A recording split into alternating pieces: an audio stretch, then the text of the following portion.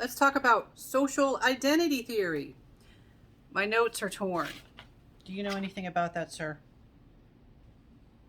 All right. You going to assist today? All right. Always done once I start talking to you. And my notes are a little torn. What the heck is social identity theory? All right. This has to do with the fact that as human beings, we're going to talk about some of our human tendencies again, that we have an automatic, meaning quick, low effort, automatic tendency to categorize each other and to form us versus them type of thinking.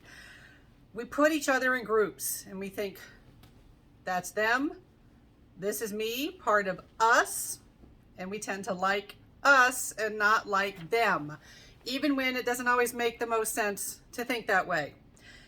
This us versus them thinking, this social identity that we form, it validates our perceptions of ourselves in positive or flattering and useful ways. So we like to think in a way that we are good, we are great people. So the groups that we perceive ourselves as belonging to are good and full of great people. So this is one of the many things we do as humans to make ourselves feel good. Now, one thing I do like to point out is very much so, these are human tendencies. It's not like there's just one type of person out there who participates in this. And sometimes I will have students in class or comments or whatever who will get a little defensive and they'll think I am criticizing or making fun of a particular type of person or group. And sometimes that will come out of classroom discussion. Like when classroom discussion gets started, people will ask about like people they know. Like they might ask about people of a different religion saying a certain thing and say, is this an example of what we're talking about in class? People who vote a certain way, is this an example of what we're talking about? Oh, my mom and dad, they're members of this group, they do this, is this an example? And so sometimes students will kind of feel possibly attacked. Like, hey, are you making fun of my group? Our tendencies to think in terms of groups are so strong that it's difficult to even shut it down, even in a class where you're learning in a context where it's not necessary to think in terms of your own group. So one example I like to give is when we talk about things like stereotyping. And I say, yeah, and here's stereotyping, here's what it is. It is so common. We as humans do this all the time. And I know some people who'll say, oh yeah, people in this group do that all the time. And I'll say, no, sweetie, so do you. As a human being, so do you, so do I. We all form stereotypes. We all have prejudices. We all form us versus them thinking. It's not just something that people in a particular group do, all right? And so just to address, one area where this will come up is when I have students who are more conservative leaning. They sometimes will feel like I'm attacking people with conservative beliefs. And I am not, because guess what? People on the other side of the political spectrum, people who are more left-leaning, liberal-leaning, however you want to phrase, people thinking a different way, people who go around saying, I am progressive, maybe I am woke, or some other thing. Woke is becoming kind of a cringe term, and I don't even know if I'm using the word cringe right. I'm old. My kids will probably tell me, Mom, you're not even using the right term. But you know what I'm saying, all right? People who pride themselves on, I'm a progressive thinker. I would never do those things. And I'll say, actually, we have plenty of examples and plenty of research that you as a human being do this too. So since I do have sometimes, when we get into this topic, when we get into this chapter, I do have students who will start to feel a bit defensive. You shouldn't be, because guess what? Everybody does this. I'm not making fun of you. I'm making fun of humanity, including myself. And making fun is not the best term. I'm describing humanity, including myself, including people who probably don't realize that they do these things. So these things include something called in-group heterogeneity. I will explain these words. I know they are kind of big words. In-group heterogeneity and out-group homogeneity. What do these big words mean? All right, heterogeneity. All right, well, first of all, we know what an in-group is. An in-group is the group that you belong to. That's the us. All right, your us is your in-group. And that can be based on anything, not just political stuff, religious stuff, cultural stuff. An in-group can be something simple as, you know, fans of Star Wars and their attitudes about fans of Star Trek, assuming they don't like both.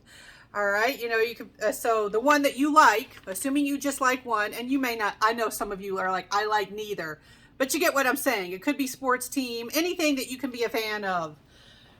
So let's say you're a Star Wars fan. The other people who like Star Wars, they're your in-group.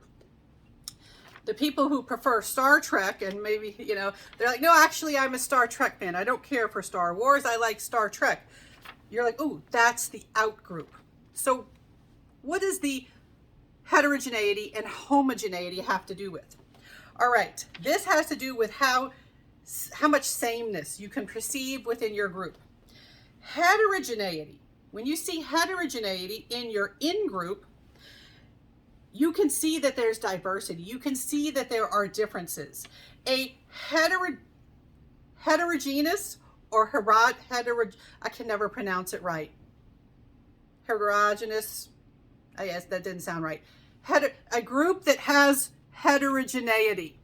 A group that has heterogeneity is one where you're like, oh, there are all sorts of different people. There are all sorts of varieties of people who are in that group. There are individuals in that group. They are not all the same. And so you can see the diversity within your in-group. And part of the reason is you tend to know people in your in-group. We've touched upon this before, that as human beings, we seek out people who are similar to us in terms of thinking and attitudes. We don't like a lot of disagreement in our life. We like to feel right. One good way to feel right is hang around with people who agree with you, so they're going to make you feel right. They're going to make you feel correct. So you tend to know a lot more people, way more people in your in-group than in the out-group. You've had more interactions with them. You get to know them on a deeper level, and so you know about their diversity. You know about how many different people are in your particular group. You tend to know less about the out-group because you spend less time with them, less time interacting with them, less time hanging out with them. So with out-groups, it's really easy to think of them as being homogeneous, as having homogeneity. So sameness, think homogeneous, you know, when they use the term like homogenized liquids, like homogenized milk, they mixed up the milk solids to make it look like it's all the same. All right, a homogeneous group is one where everybody's the same. It is really easy for us to think of our out groups as being homogeneous. They're all the same. All right, so it's the perception that all members of a particular out group are exactly the same. So you can stereotype them.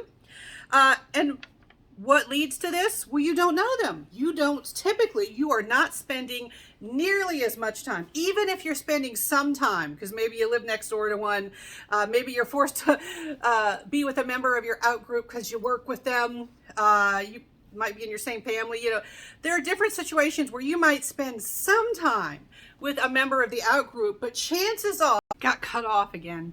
So with your out group, you are spending way less time with the out group than with the in group. You may be spending some time with a particular out group, but it's going to be way less than you spend with your in group typically. So you just know less about them. You have less experience to see how much diversity there is in a particular group. So it just makes it easier for you to say, well, they're all the same.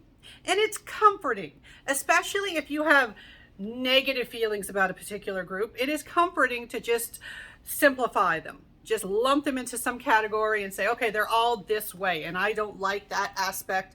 And it is way easier to think that way than to say, well, actually, there are different people in that group. It doesn't make sense for me to have these feelings. It doesn't make sense for me to have these beliefs. It's way easier to think that way, and all humans have this tendency to think that way. Now, one thing I wanted to do for part of this video is, since I have had students who actually in my student opinions of teaching from the most recent semester where I taught this class in person, I did have one student comment. They said, you always make a big deal of treating all groups with respect in your class. And of course I see that and I'm like, yes, I do. What's coming next? Because I do value, trying to create that atmosphere in my classes. And they said, but you clearly favor those that are left leaning, or some term. I don't have the exact comment in front of me, but something like that. And that really hurt me because I said, oh, no, that was never my intention, to make any student feel like that they were not favored, that they were being disparaged anyway. And so one thing I did is I actually went on social media today. In particular, I went on TikTok and I said, okay, folks, this is a human thing that people do. Give me some examples, not of right-leaning or conservative individuals engaging in out-group and in-group thinking. I want to hear examples of left-leaning people who would consider themselves progressives. I want to hear some examples. And of course, as social media often backfires when you try to get information, I specifically said, please leave some comments. Please give me some information. Give me some examples. A bunch of people liked, well, a bunch. For me, I don't have a big following. Surprise, surprise. People don't go on TikTok to follow the middle-aged teacher lady. All right, but I had likes. People liked my video, but they didn't reply. They didn't give me any comments. And so I was like, okay, that's great that you like it, but I wanted you to help me out to come up with examples, because sometimes sometimes it's hard to come up with that on the spot. Sort of the classic example. Hillary Clinton, we know who Hillary Clinton is, right? If you're in the United States, you probably do, but she would be considered left-leaning. She's a Democrat. And although I know there are some people who are like, she is not left-leaning enough, thank you very much. But if you just had to take her and say, hey, left or right, left-leaning. And she made this very notorious comment when she was running for president against Trump. She made the comment where she called people in the country, certain people in the country, a basket of deplorables. And I don't think she knew she was being listened to, that she knew that she was being mic'd. But a lot of people didn't like that comment. But that comment reflects this type of thinking, like those people who are not likely to vote for me, people who think differently than me, I am going to make this disparaging remark about them. I'm going to say they are all this way. They are this way that I consider deplorable. I mean, you will hear people who live on the West Coast, like people who live in California, because I do have some in-laws who live in California. They will say, they will say things like, ooh, why would you want to go there? And I'm like, what's wrong? They're like, oh, you don't want to go to that particular state because everybody there is backwards. And, they'll make these comments, these things that they believe. They're engaging in stereotypes. Those are stereotypes based on in-group and out-group thinking, based on in-group heterogeneity. My group has all this diversity. Out-group homogeneity, that group, they're all one thing. All right, we all have this tendency to do it. It's not just those that lean right or whatever, whatever group that anybody might think that is being represented in an example. Everybody has the tendency to do this. So everybody should try to keep themselves in check and try to stop themselves when they catch themselves saying things like, oh, people in that profession act this way. Oh, no, I don't know that. I need to get to know them as an individual before I know how any one member of a profession, racial group, ethnic group, gender group, anything like that. We all have that tendency. So think about it. Think of examples from your own life. Try to think of an example where you engaged in this in-group versus out-group thinking. As a human, I guarantee you it should not be hard to think of examples.